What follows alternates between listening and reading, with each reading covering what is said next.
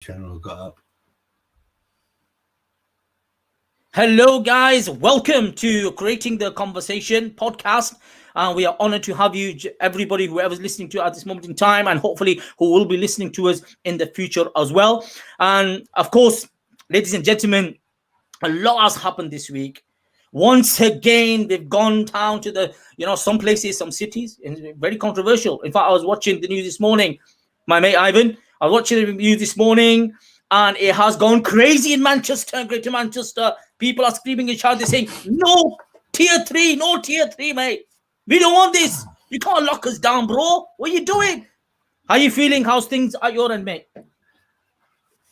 Yeah, it's not too bad down my way again. Do you know what I mean? But it's another week of mixed messages again, I guess. Expecting people to understand stuff straight away, where it's not that easy to understand for some people. And like you say, it's got that confusion again.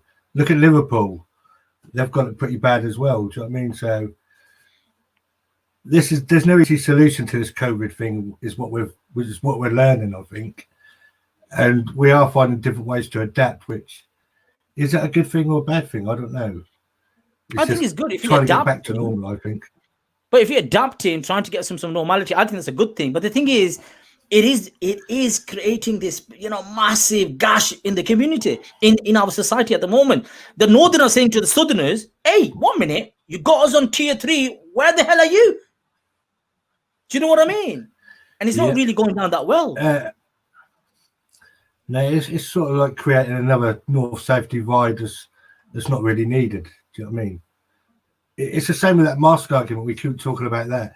That's now becoming so polarized now that they're your side. You're either a mask wearer or you're not a mask wearer. It's just ludicrous, really, how we're allowing ourselves to become manipulated by different situations.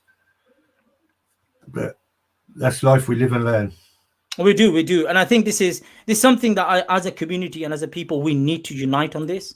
We need to find a place where we can at least have them conversations and discussions and understand this pandemic, right, is not choosing to impact a particular community or particular people, but everyone's been impacted. And we need to unite, we need to stand together, sympathize with each other, care for each other. And let's get back to where we were before in caring for our neighbors, looking after our neighbors, regardless who we are and where we are from. I understand when you talk about central government trying to impose certain restrictions and limitations and not reflecting over their own circumstances down south. That's a conversation that needs to take place. Hopefully we can get to some sort of amicable conclusion around this. Hopefully. So guys, today, of course, we are still within the week of Hate Crime Awareness Week. We spoke about, myself and Ivan, we spoke about in some detail last week as well, why this is significant, why is it important that we need to talk about, hate crime awareness, because individuals in our society and our community, they tend to target the hate towards particular individuals in society. May that be because of religion, sexuality, gender, whatever it is. Do you understand? Skin color, race, whatever it is. We see someone different. We're just thinking, okay, what type of abuse can I sling at that person? And it's really sad. That's why there have to be certain things in place, laws in place, where people are protected. Today, we are immensely honored. All right. We have someone, Ivan, big up, man. I'm going to say big up, because today we have someone, an individual, of course, someone who's been working within, larger community, within his own community for a number of years. Someone who has a genuine voice to create change, someone whose whole intention is to create an environment or a society which is based upon common understanding, awareness of each other, by even, respecting each other's cultures, respecting each other's religions, respecting each other's backgrounds, but understanding each other and having respect for each other. And this is none other than, I'm going to bring him up. Hopefully, if I can get his picture up, beautiful picture, then you can tend to see his original face in a few seconds. Here we are. He's coming up. Is he coming up? He's coming up. Whoa! Look at that. Wicked. This is Mr Jasvir Singh OBE, a gentleman, young, strapping man. All right, from West London. Bring it in, bro. West London. You know what I'm saying? Ealing. That's where he's from. and this gentleman is going to join us in a few minutes, hopefully. Just want to, of course, when he comes on, we'll talk about his own, life, his little bit about his background, who he is, why he's come on today, what's the reason behind him being in today, and talking about hate crime and how he deals with hate, his community and his people and the beautiful thing about him is that, and I've had a few conversations with this gentleman, Ivan, and I'm going to say this straight. This is from the heart. And like I said before, you got to do your research. And I've been looking around, reading on this man, checking out his videos. All right. The guy makes sense, bro. The guy makes sense. You know what I'm saying? All right. And that's the thing nowadays. We got people who just, hitting it, and you don't really know what they're saying. You don't really understand where they're coming from. But thank God, you got people like this gentleman here who definitely makes sense. How you feeling, bro? How you feeling, Ivan? I'm good. I think the good thing about our guest tonight is he doesn't only talk the talk, he walks the walk as well. I think that's really important. Lots of people talk. There's not enough people who walk the walk as well. Do you know what I mean? So big up for that. I mean, I'm all for people like that. And I think you're right what you said earlier. I just want to touch on something earlier. Just when you said about everybody pulling together, we need to remember that COVID spirit from when this started. That reaction of common ground. That's what we need now, but is that possible to bring back? That's the question, I suppose. But I think if we have people like this gentleman and other individuals as well that we've had on this particular show, we can have that. We can have that. That's all we've got to be daring, and we've got to do the work that we need to do. So I'm going to bring in this gentleman, Mr. Jasvir Singh OBE. Big up to you, sir. Welcome to Creating the Conversation podcast. Sat Sri Akal ji, Sat Sri Akal. How you doing, man? You been okay? Hi, Ivan. Thanks for having me. It's a pleasure to be here. Thank you for accepting our invitation. You know what I mean? God bless you. How are we doing today, sir? How have you been? How things are under the tier 3? You being from London and all, you know what I mean? You don't have this tier 3 stuff, do you? It's only imposed on the Northerners. Only imposed on the Northerners. We're still in tier 1 at the moment. We don't become tier 2 for another couple of days. How can you say that, sir? That's not fair. Yeah, I know. But we're coming in your direction from the looks of things. Yeah. No, God protect you guys. Protect you guys. Under the restriction, of course, it's been really, really difficult generally. All right. Yeah. I know faith communities have been impacted initially in the first lockdown. People not attending, mosques and not attending gurdwaras or temples or churches. So how's it been with yourself? How's your community and your gurdwara? How have they been dealing with all of this, lockdown and the difficulties that they've come across, sir? It's been a challenge. It hasn't been straightforward. It hasn't been easy. Gurdwaras have had to adapt. The communities had to adapt in the way that they go to gurdwaras. For example, no gurdwaras are providing food on the premises, as far as I'm aware. And langar is a very big part. Having the community kitchen is an integral part of the Sikh faith. So for that to be non-existent is difficult. It's challenging. And many people I know, especially the elderly, for whom going to the Gurdwara is a regular part of their weekly routine, they haven't gone for a very long time because they've been shielding or because they're too afraid. They've heard of friends or other individuals, family members, community members passing away because of COVID. So it's been a very tricky and challenging time, I'd say. Yeah. But I've got to give it to the elders that the way they've adapted is phenomenal. I know Ivan myself, and there was another lady that we were talking about in the English community, like the pub, for example, or social settings where the elderly will go, the social, a place of socializing, and suddenly this lockdown has impacted their normal routine. Right. Yeah. And at the time I was talking about, of course, mosques, similar type of experience, elders were going, youngsters were going, because our places of worship are much more than just places of worship. They are places to socialize. Like you said, langar. See, we have a similar tradition of langar, right, within our traditions. And it's really, really powerful, I think. Yeah, completely. I mean, they're like community centers, really, and serving the local faith community, but also I'd say many gurdwaras serve people who aren't Sikhs when it comes to the access of the langar, the kitchen. And there will be lots of people who were perhaps unable to cook at home, who may be from low incomes, who may be vulnerable, who are going to the Gurdwara regularly just for hot meals. And that stopped. Fortunately, there have been some food parcels, and many Gurdwaras adapted immediately after COVID hit to producing food parcels or meals which are being provided, meals on wheels, effectively. But it has meant that the community itself, it's galvanized, it's come together in a very strong way, but it's a very strange time. It really is. It truly is. And we'll come to the strange time in a moment, but I do want to emphasize, a very key part of your tradition, Jasvir Sahab, seva. Yeah. Seva is a very powerful part of your tradition, service. Can you elaborate a little bit relating to COVID and how the communities have, if you don't mind, please. Yeah, so seva, as you've said, means service, and it's almost a form of worship within the Sikh faith. The idea of giving to the community, to doing voluntary work, to providing for others. It's a way in which we do it selflessly, but we do it with, remembering our faith, our identity, our relationship with the Almighty at all times. That's how we do it. But it's never done for proselytizing. It's never done for, say, seeking to make other people become Sikh. It's simply done as a way of celebrating our own faith and identity. During COVID, it's been very important, and it has. There have been hundreds of thousands of free meals which have been donated around the country as a result of the Sikh community wanting to give back, wanting to ensure that communities, local communities, people regardless of background, are being able to get the provisions that they need. And it's been amazing to see that. It really has. Amazing to see various organizations coming together. But the Sikh community is just one example. You look at, say, the Muslim community, you look at all of the faith communities, really. And the amount of voluntary service that has been done over the last few months has been absolutely incredible. It really has.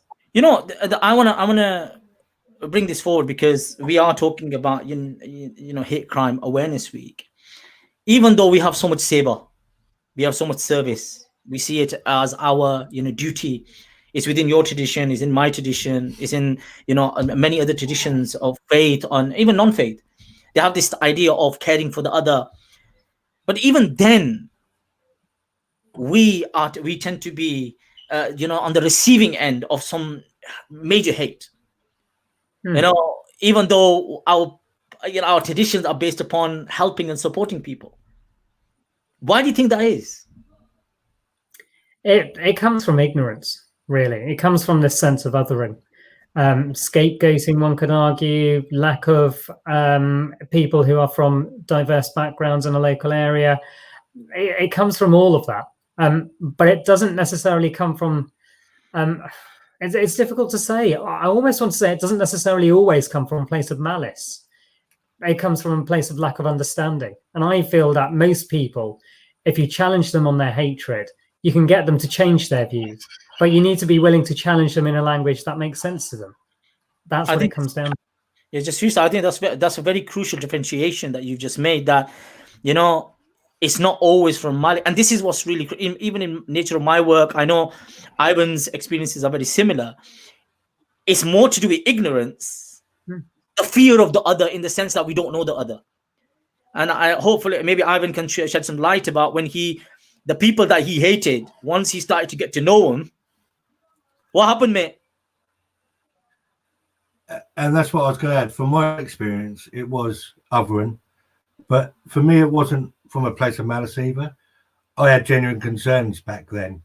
And our media made Ajahn Chowdhury the go-to Muslim. So for me, I become knowledgeable on his interpretation of Islam. So obviously I made many mistakes, but it's like, it did take my perceived enemy. He was the only person that was prepared to sit me down and actually have a conversation with me. And I think it was that connection with him that led me down a path of another 2 years of conversations before deciding that I'd made a lot of mistakes. But it was that, I remember sitting down with him the first time and he just said to me simply, have your say. So I did. I had my say. I was controversial. I pushed buttons. I wanted to provoke him. After That's about not an like hour you, of rambling, that's not like you at all. I know, but it's like when we got to that point, I said, right, and I sort of finished. He went, "Is that it?" And we sort of sniggered. We had a little laugh, and he just simply said, "Right, I've listened to you. I believe you have some genuine concerns, but you have misconceptions." So I suppose because of that little connection I had with him, that he was prepared to listen to me, I asked him to teach me more. And like I said, that 2 years of dialogue with him, I learned a lot.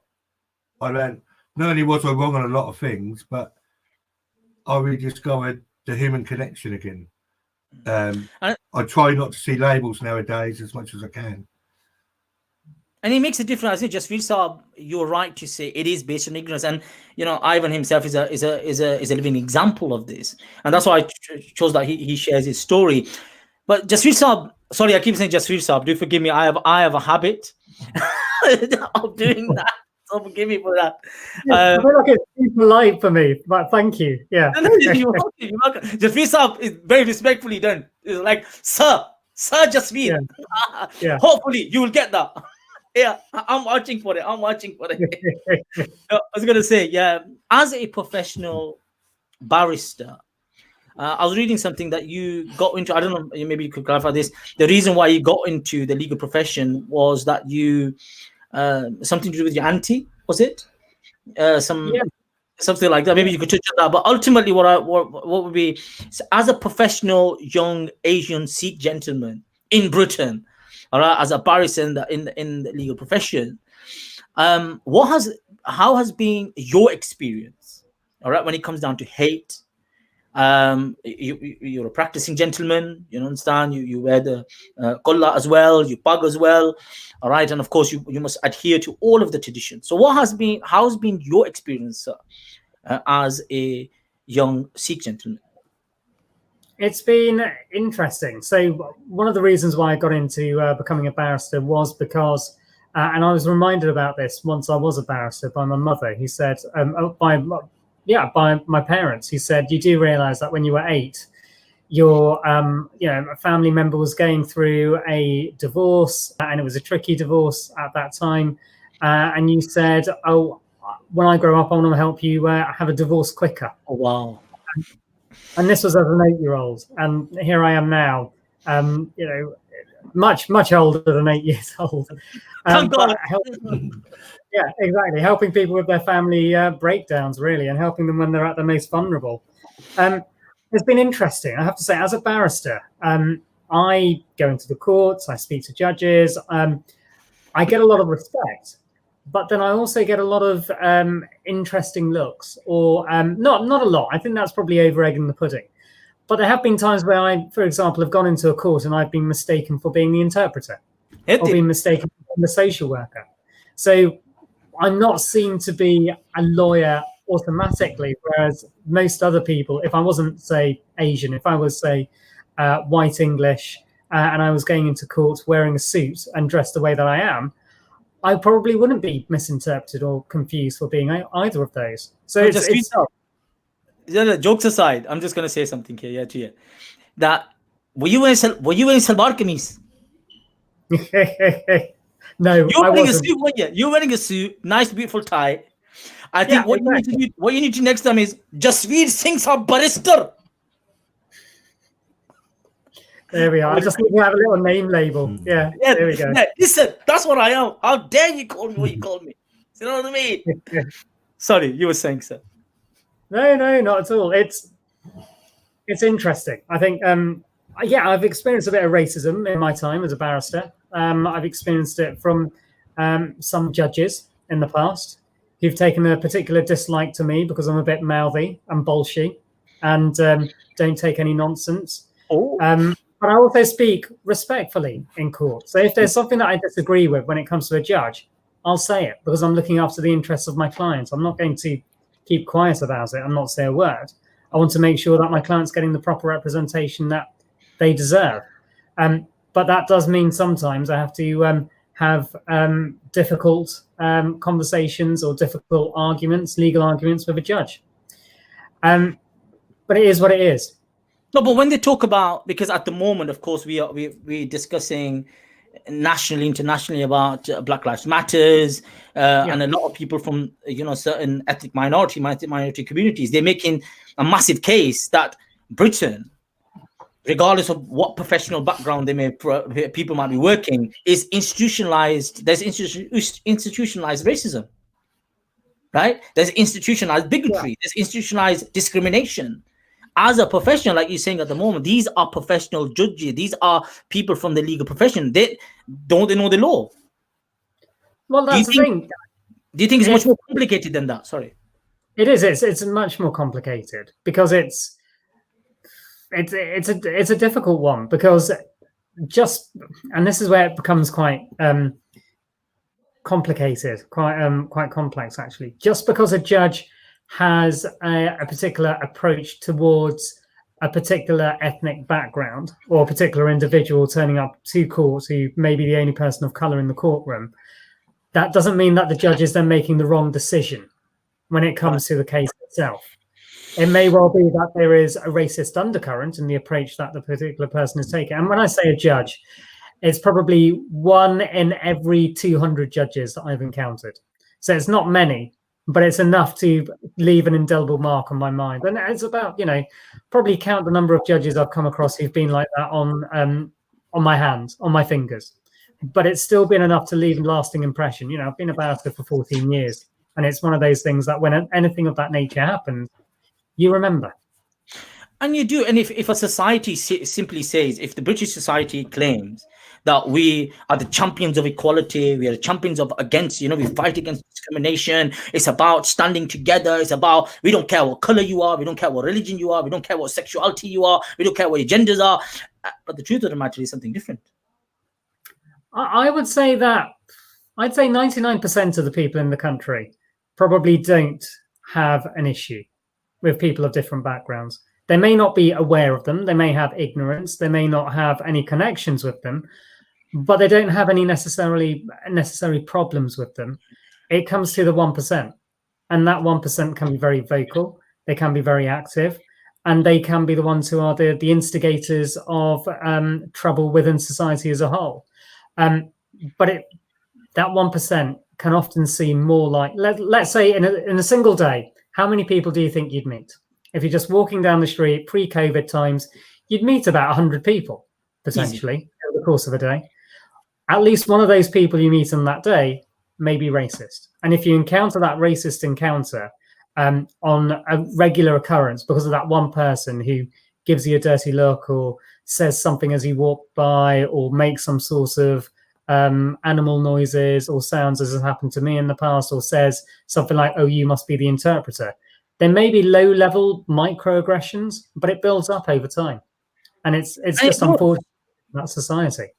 And the thing is, in fact, for certain people, that becomes the basis of their perception and views about a person from that community. I came across a while ago, there was a lady who genuinely had problem with Asian men. When I mean Asian, I mean Chinese and people with certain physical complexion and the way they looked.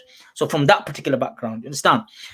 And what they found out was the reason why she felt like that, she would say, oh, they're pervs, they're this, they're that. She would use very, very harsh terms against them. What they found out was, now this is an English lady. She was an English lady. What they found out was that she had a particular experience as a young 15-year-old in a bus. She sat next to an Asian man, and this Asian man had exposed himself and fondled himself in front of her. Now, that left a very profound impact on her psyche. Even though she has met, men like that or people from that community, but that experience of hers has sadly evolved to be the way she sees men from that part of the world. Now, of course, she may need to go through counseling. Maybe she needs to go through a certain process where she needs to deal with all of that. But sadly, she hasn't. And that's how she feels about it. So sometimes certain experiences, and especially in the world I work in, people were the very, very, very extreme characters. What we find is that these extreme individuals have had some sort of, weird experience in life, or they've had where they felt their own right as whoever they are has been violated by an individual or person of a particular complexion or religion, and etc. So then what they do is they just superimpose that feeling upon a whole group of people, a stereotype on a larger group of people. Would you say? Is that something that we can? I think it's again, it's an interesting one to look at. I think it may explain why people behave towards others in a certain way, but it doesn't explain everything. If you have, let's say, someone living in Scunthorpe, let's say, or living in Great Yarmouth, they may not see many people of colour around that area. We know but that. If they have prejudices, but if they have prejudices, then where do those prejudices come from? And what do they relate to? If it doesn't relate to a personal experience, then in those circumstances, it comes from a lack of exposure, a lack of individuals of certain backgrounds being in that particular area and just seeing what's on, say, on TV, like what's in the media on a regular occurrence. And then also don't forget the impact that social media has had.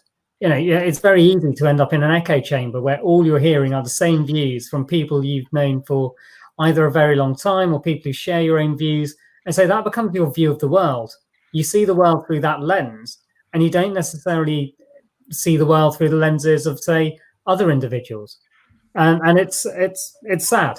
It's sad, but it's sadly the world that we live in at the moment. It is. It truly is. Jasvir Sahab, I want to take you back to your, them early Ealing days, West London. Young man, before you were known as a barrister, Sahab, OBE, being honored and respected and loved as the upright gentleman that you are, sir.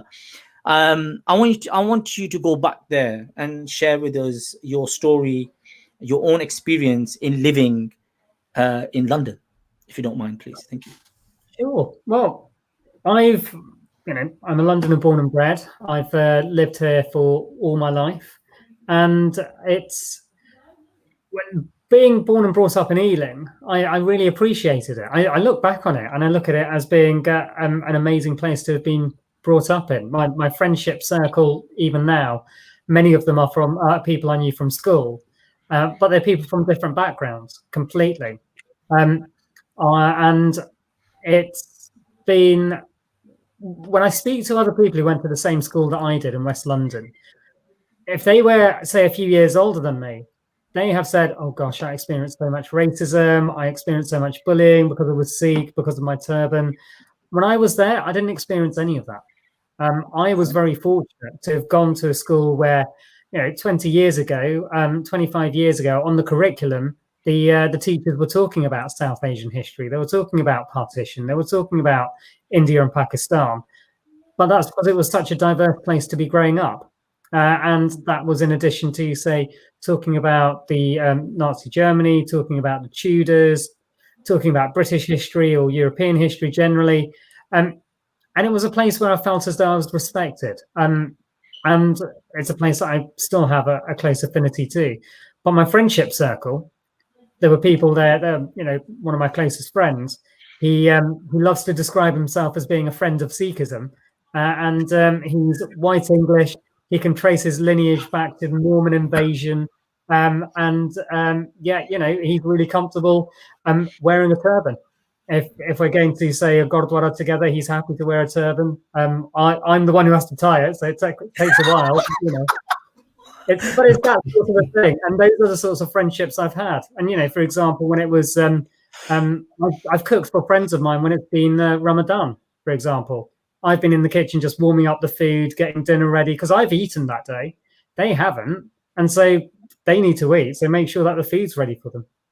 Those are the sorts of friendships that I've been born and brought up with. See, that's the thing. You as a gentleman who has come from a particular type of experience is very positive. All right. And because we are talking about hate and how people tend to hate and what's the reason behind it and etc. How do you feel when you hear people who give you experiences of their experience of hate, receiving hate? People who come from a similar background, similar religion, they're practicing, and they turn around and they say, look, this is what I went through. They called me this and that. Okay, they called me names underneath the sun, right? Yeah. How do you relate with that then? Because your experience is different. Well, my experience growing up was different. My experience as a young adult changed entirely. Soon after, say, 9/11 happened, I remember being on the tube, and there was a guy who was sitting across the tube, across the carriage from me, who started swearing at me, and I had no idea what he was saying. I had my headphones in, so I was listening to my music, going to meet up with some friends. And then I took out my headphones, and I could hear that he was swearing at me. And so I was trying to think of the best way to manage his emotions. Because I was getting more worried about other people who were on the train carriage with me. I was less worried about myself, more about them. And he then got up and tried to hit me. And the reason why he was doing all of this was because of what had happened in 9/11. Because he blamed anyone who was Asian, effectively, for having killed 3,000-4,000 people in New York on that particular day. And so even though I was very fortunate in the way that I was growing up, when I became a young adult, the exposure that I had to racism became more profound. I said I've been a Londoner born and bred. I spent 1 year, just a year outside of London on the south coast. And when I was living down there, about once every couple of months, I'd have people calling me Osama, Taliban, think Paki, for example. I'd have people just shouting that at me, people I'd never met before. And it was just one of those things where I just had to get on with it. And it was heartbreaking, but, you know. Jasvir sir, that's what's amazing, is that as a Sikh gentleman, their hate was diverted towards you not for being Sikh, but looking more like a Muslim. Yeah. Which is shocking. And let me ask this, because I'm gonna bring in one of the cases that happened a few years ago of a far right gentleman who was convicted under the Terrorist Act. He's part of a far right organization who tried to hack the hand of a doctor, Saradeep Bambrasa. All right, in Wales. I'll bring that in a few moments, just for our audience as well. But how did you feel as a young Sikh gentleman, and someone swearing, "Oh, you Osama"? You're like, what? Hey, you Muslims, get out of this country! You pay this, that, whatever. Sorry, I'm not. I don't do stuff like that outside. You know, I'm just imitating. I don't do stuff like that. God have mercy. How did you feel? Because it's not you, is it? You could have simply said, "Hey, I'm 1 minute. Don't you know I'm Sikh, bro? I got get on. The thing is, I could have said that. I could have pointed at other people and said, "Look, I'm not the one that you need to attack. If you want the Muslims, they're down the road. Here's the address." Whatever. I could have said anything of that nature, but I didn't. Because for me, being attacked in that manner, first of all, you're shocked because you don't know how to respond. Yes. Secondly, it's a case of, well, why should I suddenly start throwing or pointing the finger at someone else? If I'm being attacked in this manner, it's sad, but it's coming from a place of ignorance. But that doesn't mean that as a result of that ignorance, I need to throw another community under the bus. It's about showing that allyship. So if I am being attacked, there needs to be a different way of getting through to individuals such as that. And some of them weren't even necessarily attacks. I remember being at a traffic light, pedestrian crossing, about to cross the road. It was a woman who was pushing her pram, and she looked at me and she said it almost in an inquisitive way, almost like a question. She just looked at me and said, "Osama bin Laden?" And it was, yeah, exactly. And it was, you don't know how to react to that. You really don't. Well, I didn't. And I certainly wasn't going to say that I'm not a Muslim, I'm Sikh. Because you know what it is, Jasvir Sahib? Knowing Sikh and Muslim relations, right? And there's some interaction that have taken place historically, as well as, in the contemporary, the world that we live in. I'm really surprised that you chose not to go down that route. Because I know within certain communities and these discussion takes place, we're not them. They're groomers. Do you know what I mean? Don't associate us with them. I'm really surprised that you chose not to do that. It's so looking at the history, and maybe it's a good idea to kind of go into the history of how relations have been with the Sikh and Muslim community historically.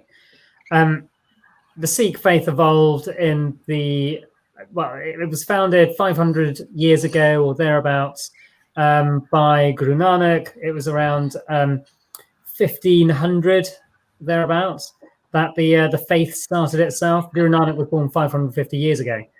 And as time went on, it became a political identity and a community that was powerful in northern India. It was also at the time of the Mughal emperors. So the Mughals had taken over northern India. There were power struggles there. Two of the gurus were effectively, one could call them assassinations. We call them martyrdoms. So they were martyred. One of them was martyred because he refused to convert to Islam. And there were then battles which took place, which led to the emergence of the Khalsa, where you were referring to the Kirpan, which is the dagger that's worn by some Sikhs. The 10th Guru. Yeah, so the 10th Guru. He saw the way that his father had been beheaded on the streets of Delhi, on the main thoroughfare. So imagine, say, the London equivalent would be on Oxford Street. It was in Chandni Chowk in Delhi. So, the main shopping street of medieval India. And beheaded there. His son then, about 25 years later, founded the militaristic identity of the Khalsa, the idea of the saint soldiers, the idea of fighting for justice. But whenever you look at what Guru Gobind Singh Ji said, the 10th Guru, he never said that it's the Muslims who are to blame. He would always say that it's the Mughals, and in particular Aurangzeb, the emperor, who is to blame. And there's a beautiful letter that was written called the Zafarnama, which is an epistle of victory sent to Aurangzeb, the Mughal emperor. And it effectively it was written in Persian, and it used the various epithets, the various titles that the Mughal emperor had, and effectively said, you aren't a Muslim. You're ashamed to Islam. You're ashamed to your God. And so you should be ashamed and be willing to be contrite. How are you going to meet your maker knowing that you have disgraced faith and religion? So historically, yes, there have been challenging times. And, Sikhs have gone through the big and the short, the large and smaller Holocausts in the 1760s, where about 1/5 of the Sikh population was killed in a single day in Punjab, by Afghan invaders. So there's a lot of history there about the horrible atrocities committed. Golden Temple, the beautiful Sikh place of worship in Amritsar, before it was covered in gold, that happened about 200 years ago, but it was blown up 2 or 3 times by, again, Muslim invaders, or invaders who were of Muslim backgrounds, who wanted to destroy the Sikh faith and Sikh identity. But there's always a question to ask. Was it to do with religion, or was it to do with politics and power? And the way it always... a genuine question. That is a genuine question, because look, if you're clearly stating that these are historical facts, this has happened between 2 different communities, ethnically exactly the same, background exactly the same. मैं अगर घर करना शुरू कर दिया अपनी ज़बान दे वे तो अनु जो पता लग सी अपनी ज़बान बोल रहा है. Then if I start speaking your language, you be like speaking my language, because I'm from the same area, bro. I'm from the same area. Do you know what I mean? Historically, ethnically, everywhere. But there's always been this loggerhead. Do you know what I mean? Head on head, right? Especially from the events, from the accounts that you were mentioning, sir. Yeah, that makes you. It's like sweet pickings for people who want to create hate, who want to create this environment of tension between these communities. Yeah, it is. It is. And then you also look at what happened during partition. Creation of Pakistan, the partition of Punjab, independence of India, and the fact that over 1 million people were killed over the course of, say, 8 to 10 weeks, with Muslims traveling from newly independent India to newly formed Pakistan, and Sikhs and Hindus coming the other way, and all just, it was a literal bloodbath, a literal bloodbath. And so all of those tensions have remained and do sometimes manifest themselves within certain parts of the Sikh community. So how do we look, if this is our history of tension, conflict, right, based on religion, faith, and etc. Just for yourself, how can you say that this is not religious? So you have to go back to the faith. You have to go back to the fundamentals. You have to look at, say, the scriptures. You have to see what's said. You also then have to look at, say, and this is a beautiful thing, you have to look at, say, places like Pakistan and how, yes, there are still challenges there. Yes, Northwest Frontier Province, I forget what it's called now, but around there, there are Sikhs who have been persecuted very recently. But then you look at the love that's given for Guru Nanak. It was his 550th birth anniversary last year.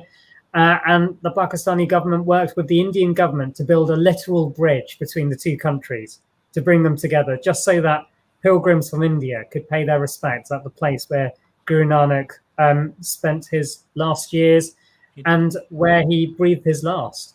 And it's beautiful. Those connections are still there. But that's when you look at, say, the brotherhood, the kind of sense of family. We are Punjabi, from that Punjabi background. And I think that's what it is. And that's a very powerful way of looking at this. There have to be some physical, accounts, engagement, interactions, discussions. And I believe strongly, and I know Ivan does as well, because we talk about creating the conversation. When we don't talk about even the bad bits in our history, people can manipulate that. People can use that. And I'm going to before we go into something else, I'm going to put a video up, sadly. All right, like you mentioned before, that the Sikh community has been on the receiving end of a lot of hate, all right, especially after September 11th, and how extremist people from particular backgrounds, etc., have targeted their hate towards the Sikh community, because you're standing out like sore thumb. You got a bug on, you got a beard, right? Straight away, that's the only bug and beard they've seen on TV is the likes of Osama bin Laden or likes of characters like that. All right, and they completely say, "Oh, you Sana." Like, 1 minute, mate. What are you talking about? So I'm going to put something on, and I want just for a few minutes just to watch that, because I want to get our audience's views and ideas, their mind to be focused on something, of course, nature of our discussion and conversation. So, gentlemen, the next footage that I'm going to put on is a footage of a young gentleman, a young man who had committed a horrific act, right? He tried to hack the arm of a gentleman by the name of Dr. Sarandeep Bamra, who was a Sikh gentleman. And I just want to put this on, and please watch it as this is shown. Thank you. In court, Zach Davis said he regretted his actions, but his grin and wave yesterday to the cameras out. Can you hear that? Can you hear that, gentlemen? Could you hear that? Okay. This is Davis. Now, gentlemen, sorry, I'm just having some trouble with the video at the moment. He's following Dr. Bambra, who's out of shot, into Tesco. In his rucksack, he has a knife. Are we still reading, gentlemen? Yeah. Okay. Okay, so do forgive me. I think I'm having some trouble with because I put the video on. I'm just creating a little. Yeah. Okay.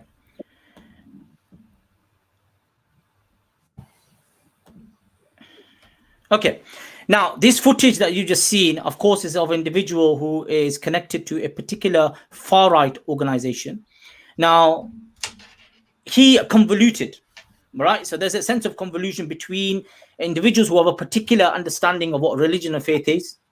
He didn't care what color he was. He didn't care who he was. He didn't even ask him where he's from. So that became a massive concern and a problem. Sorry, gentlemen. Now, what you see here is an individual going for a gentleman, right, of a particular background because of his color. He didn't care who he was. He didn't ask him who he was. In retribution of Lee Rigby, he went after him, right? Now, this is a very extreme individual. What are your thoughts by watching this particular video? Just for yourself. I remember it at the time, and I remember being completely shocked by the attack. The fact that it could have been anyone who was in that supermarket. And the fact that he targeted effectively the only brown person he saw there, who happened to be this poor doctor, and it's changed his life completely. You know, a doctor whose profession, perhaps his career has come to an end, who's now having a challenging life before him. It's deeply sad.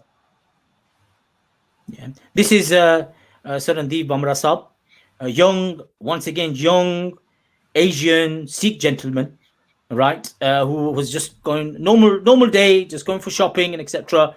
And this young man, all right, who had these weird ideas and very extreme views, had come after Mr. Sarandeep Bamra Saab. And now, the thing is, Jasvir Saab, is that we've talked about the history. We've talked about the history of Sikhs and Muslims, etc.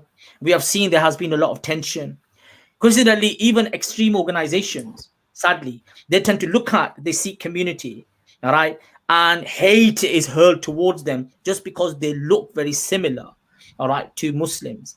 Now, looking from a standard, normal Sikh gentleman or a Sikh lady, that's not really fair, is it?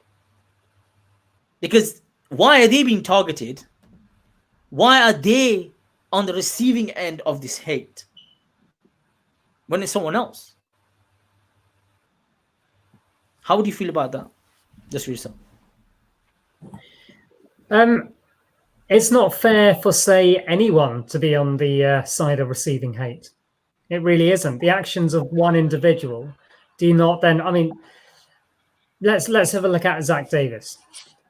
Because of Zach Davis's actions, does that mean that every Sikh person I know now goes around being frightened of people who are white? It doesn't.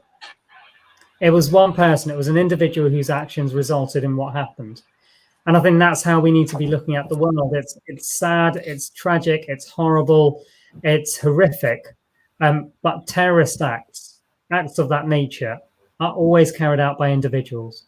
Yes, they may be at times, connected to bigger organizations, but we're not talking about vast waves of the population. We're not talking about, say, 1 in 5 people who may be like this. We're talking about a very extreme minority and very small minority. See, you're right to say that, just for yourself, but there's a bit of an issue here. The issue is that there are individuals within the extreme groups, and especially we know within the EDL, who looked at the history of the Sikh community, who looked at the relationship that they had, of very difficult relationship with the Muslims, right? And then something came out of the Sikh community, which was a division. It was a Sikh division amongst the EDL. Yeah. Ivan, you want to throw some light on it? Yeah, we did have a Sikh division, and I suppose one thing to point out that it just we were more aware of somebody being a Sikh than a Muslim. I'm not saying every EDL member did, but we never had that mindset of Zach Davis. Do you know what I mean? And I suppose having our division, maybe looking back, was a bit tokenistic, but we still had Sikhs on board with us. So, and looking back on it, I think a lot of the conversations we had was about the historical events. But what also I did learn from the Sikh division was they had the same concerns around grooming as we did, because I suppose a lot of the reports we were seeing then, we never took into consideration that Sikh girls and Muslim girls were being abused as well, because the newspaper only printed about the white girls, But then I guess I learned that maybe more about that shame in the community. And I think that's why there's a lot of anger around women, because it looks as if it's targeted white girls, but the bigger picture isn't really like that. So yes, the old Sikh division tops we had. So I mean, we didn't have a big group, but we still had enough. Do you know what I mean? So because the thing is, we can say, you know, on one side, all right, and just you and I both know this. We can be nice, we can be polite, we can say, "Asa ek due di, you know, izzat karne ha, we respect each other." But the truth of the matter is, in our community, that's not true. In our communities, there are views. Muslim Asian men, Muslim Pakistani men groom our kids, our daughters, right? They take advantage of them. Okay, now that's true. Just for yourself. Yeah, those views do exist, and those views are held within the Sikh community. I've heard stories, for example, of Sikhs saying that at Nagar Kirtans, Sikh processions, religious festival processions, that there have been Muslim men or boys who've turned up wearing a gara. So this is my gara. It's a bangle that's worn by Sikh men and women, and there have been, you know, allegations made that there have been Muslim men who've come wearing the gara, wanting to get to know Sikh girls and then groom them. So it's known within the community. Numbers wise, I've no idea how frequent it is or how often it's happened, and also the level of it, because sometimes you have to also measure the fact that something has happened doesn't mean that it's happening everywhere all the time. And there's that distinction to draw. The other distinction to draw is that, yes, grooming happens. It's deeply, deeply horrific to know that things of that nature happen. And yes, there has been grooming of Sikh girls by Muslim men. But the question is how many? And the question is also one about not conflating, not confusing Sikh men and Muslim men and Sikh girls or Sikh women who've fallen in love together, who are in a consensual relationship, who both, you know, have gone into that relationship knowing their backgrounds, knowing their differences, but have gone into it, and those who have been groomed. And it's not always easy to distinguish between the two, because if you're from a conservative family, if you're from a family that has, again, been brought up with that background, yes, of the history of the Sikh Muslim tensions over the centuries, if you find out that your daughter, for example, is now in a relationship with someone who's Muslim, you may not look at it in a very good light. You wouldn't. And the issues arise there as to how is that then tackled by people who may want to call themselves vigilantes within the Sikh community, who want to ensure that the reputation of the community is being kept intact. And they may then use the idea of grooming, or the concept of grooming, as an easy short-term shorthand language to make it easier for others to understand what they think is happening in that, even if that may not be the case. So there's a lot that always needs to be untangled, and it isn't straightforward. But yeah, you know, in brief, grooming happens, but not all relationships between Sikhs and Muslims, which are based on grooming or based on that power dynamic. And it isn't, and I don't disagree with that. And I think you're right to state that there are genuine, you know, relationships of love. People fall in love with each other and etc. I think within we are honor communities. We are communities of honor, right? We are also known as shame communities, right? We don't like talking about stuff that happens in our communities, and especially if something goes against our izzat. You know, hey, izzat. Yeah.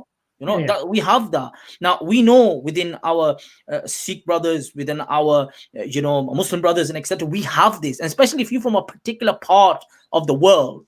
And if izzat is everything, in other words, your izzat are your women in the house, your mom, your daughter, your wife, your, you know, sister. And suddenly another person in a community is going to go after them. And especially when within your tenets, within your traditions, there are certain things which are no, it's going to be difficult. And I think someone like Tom Robinson or people like that who know this and know the history, it's so easy for them, right, to attract people and groom people. I'm going to use the word groom and radicalize people. All right. Yeah.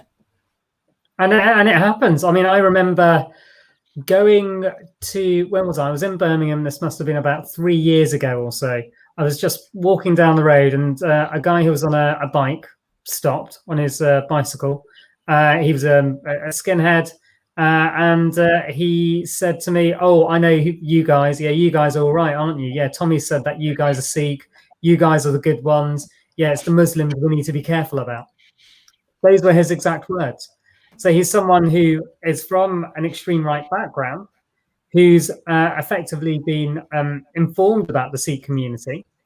And it was interesting to see that level of, it was almost like when that had happened, the Sikh community was no longer seen to be a threat, quote unquote, to many people's eyes, because they were seen to be the okay ones, because they, quote unquote, have the same issue as the extreme right do. And so if we share the same enemy, then they must be good people.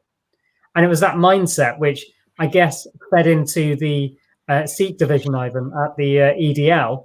The whole idea of, well, you know, these guys think the same things about the Muslim community as we do, so they're the perfect partners, and we should support them. So, Jasvir Saab, do you think to at least to deal with this, to tackle some of these issues and concerns, that we need to talk? Like, for example, look, today we're here. You know, we are immensely grateful for your presence. You've accepted our invitation. You know, we love you for that. You know, now, but don't we need real conversations like this? And let's touch on those issues. Let's talk about our history. Let's contextualize exactly what has happened at that particular time. You understand? Don't we need to do that? I think as you know, as a community, we have a tendency to hide ourselves. You know, stick us behind closed doors, and we, you know, talk about each other in particular ways, and that harbors hate. And over time, people use our hate or our views and ideas against each other or against other communities. Don't we need to come out and have them conversations? Jasvir Saab. Oh, Jasvir Saab? Is he frozen? Yeah, he's frozen. I hope he's okay. Let's bring him back in. I'll probably put back on it. There he is. Is he back? Yep. Jasvir Saab?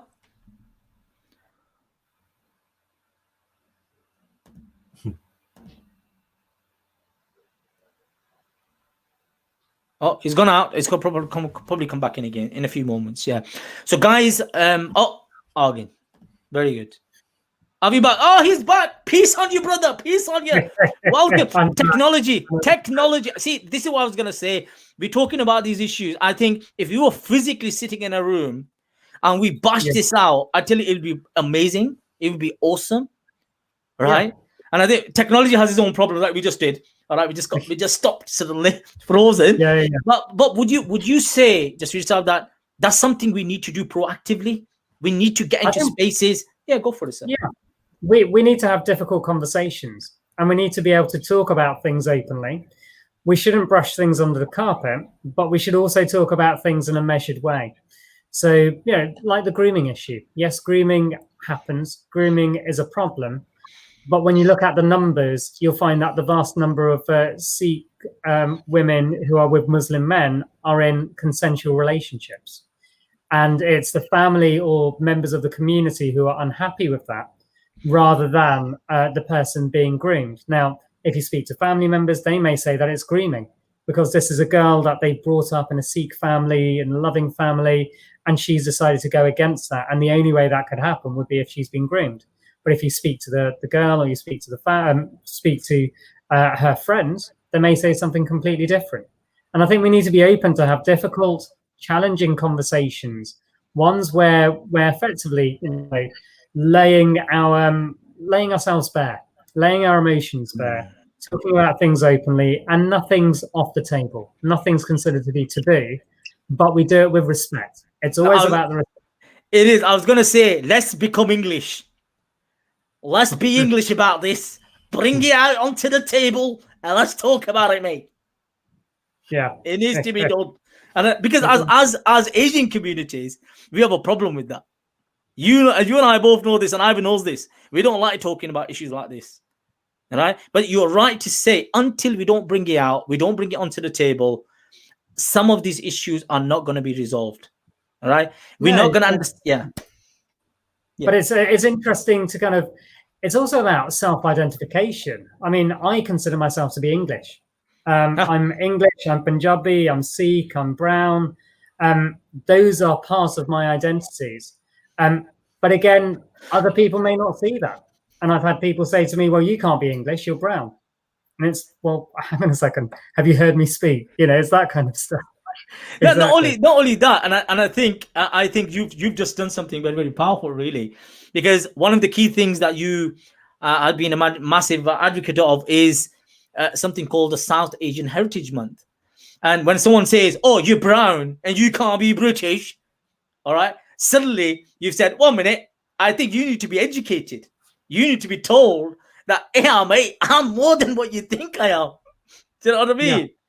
Yeah. And I think this particular month that you have backed and you have pushed and you have made sure that people stand behind. I'm going to put something up. I love this image of you, sir.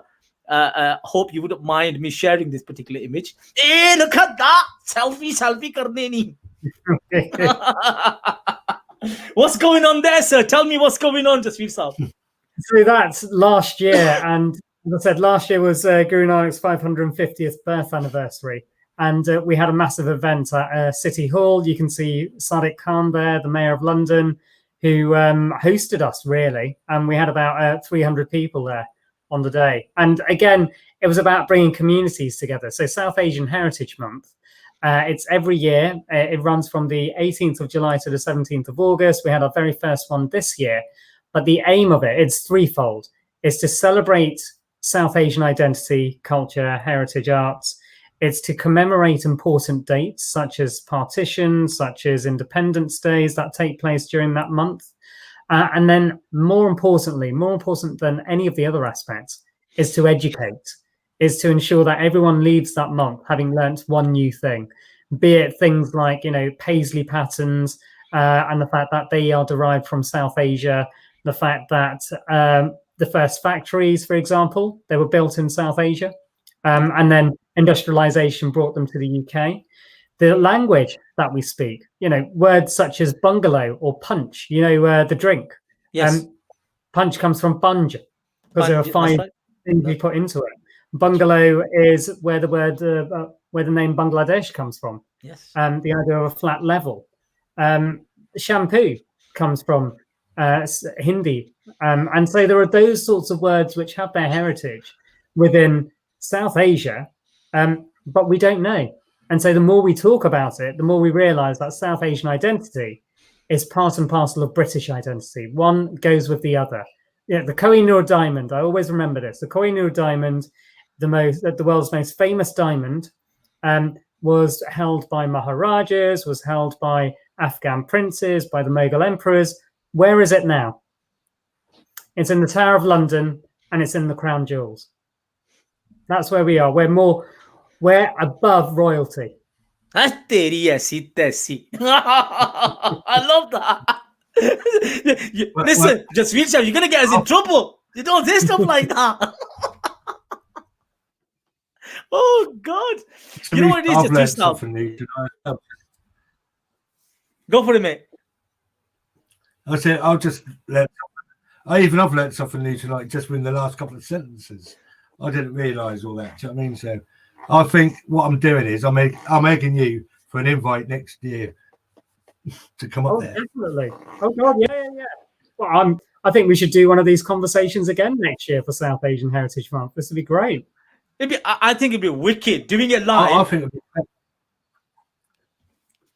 live from there. I think it'd be good. Yeah. definitely. Right, we'll pencil that in. We're coming to London next year. Jasvir Sahab, let me share Hopefully, something. COVID's gone by then. But Jasvir Sahab, let me say slightly controversial. I'm going to throw this in. See, I have a slightly different opinion about this. Do you understand? I love it. I get what you're saying. I get what you've just said. I respect that. See, I have a bit of an issue, like even with Black History Month, all right, which is going on for decades, right? See, I'm a student of history. A person who studies history knows that there's something called human history. And sadly, when we talk about Black history, most of it is about the civil rights. And we don't really talk about Africa per se. We don't talk about other, aspects of Africa, all right? The inventions, the knowledge, what all great civilizations and etc. We only talk about a very tiny amount part of, history, which is in Black history. Now, isn't South Asian heritage and South Asian history, like Black history, human history? Why do we need 1 month, right, to bang on about it and scream about it and talk about the beautiful colors and talk about the beautiful history and this and that? Why do we need that? So have a look at what we're called. We're not called South Asian History Month. We're called South Asian Heritage Month. And we took that decision for a reason, because it's about us celebrating our identity as a whole, talking about not just our relationship or our existence in Britain and in the UK, but looking at the history, looking at the background, looking at the impact of the British Empire, looking at how the world has changed as a result of South Asian invention. And again, Ivan, here's another one for you. The number 0 was invented in India. Yeah, there was no 0 before it was invented in India. That's right. And so, those sorts of concepts have had a profound impact on not just South Asia, not just Britain, but the world. And we need to be able to talk about it. But ideally, this is what I would hope can happen. I want South Asian Heritage Month not to exist. And by that, I mean, it becomes such an embedded part of, say, the national curriculum. It becomes an embedded part of our national psyche. I mean, it already is to some extent. If you think about, what was it in the 2000s? Someone said, "What's the national dish?" What is the national dish? Curry. Sorry. Yeah, exactly. Chicken tikka masala. There we are. Things like that. With a pint, CD. Not for a Muslim. I can't have alcohol, but with a pint. You can have a pint of lassi. There you go. That's it. Desi lassi. Yeah. I'll be there with the lassi as well. Exactly. And but that's the whole point of it. We don't want to exist. We only exist because we have to. And as soon as this changes, as soon as people understand and change and develop their idea of what it means to be British and South Asian, then we won't need it. So I hope that in about 10, 15 years' time, South Asian Heritage Month won't exist anymore. But that will be because South Asian identity is so deeply embedded in British society. Having said that, Black History Month has been running for 33 years, and we probably need it now more than ever. And we do. And Jasvir Sahab, you're right. And the problem is that hasn't happened. What you are asking for is exactly what we need. It needs to become mainstream. People need to know this is British history. This is human history. And I think even with Black History Month, that's something that needs to happen. They need to get out of that one particular narrative, right? Hopefully, which is our history. It's not their history. It's our history as human beings, right? Because when we talk about slavery, when we talk about even the positive aspects of civilization, of knowledge, and the transference of knowledge, and you're right, it is about the heritage and its heritage humanity. Hopefully, I pray that we do get to a place where it doesn't have to be only 1 month, but it becomes part and parcel of our educational structure and system. We're coming to our final few moments, gentlemen. It has truly been an honor speaking to both of you, especially yourself, Jasvir Sahab. I think Mr. Ivan Humble wants to say a few words to you, sir. Yeah, I just got a question for you from my mate Mark. He's saying, how do you foster respect when emotions run so high? That's a good question. That's a good question. For me, I go back to almost my faith and my identity. and looking at things almost from a spiritual perspective. The idea that, yeah, you can become really heated and angry in the moment, but you almost need to take a step back. You need to take a few moments, work out why you've become so animated about it, and deal with things in a more calmer, from a calmer perspective. In Sikh philosophy, it's called having sukh shanti. That's what we want to achieve in life, which is, contentment, happiness and contentment. We don't want to have the highs and lows of being extremely happy then extremely sad. We want to be that level-headed and approach life in that manner. So it's not always easy, but it's something that you need to continually remind yourself to do, and remember to respect others, regardless of what may be thrown at you. And picking that up, and I think it is within my tradition as well, that ultimately that's what it's about. When we go back to our faiths, and especially I know I've had the honor to study Guru Nanak Sahib and a lot of the traditions that are part of your tradition. And it's amazing that the works of Farid, the works of Kabir is part and parcel of your tradition. These are Muslims, of course, these are Muslim spiritualists, right? And it's the same idea of going back to that level state, not being, like you said, up or down in your temperament, but finding some calmness and dealing with it logically, dealing with it. 1 minute, something's gone wrong and I can't live with hate. I need to do something about this. And I think I was reading something that when one does not forgive the other, the individual who does not forgive goes through trauma on a daily basis because of the hate that they hold in their heart and in their mind. It is more detrimental. It's 40 times more detrimental than physical trauma.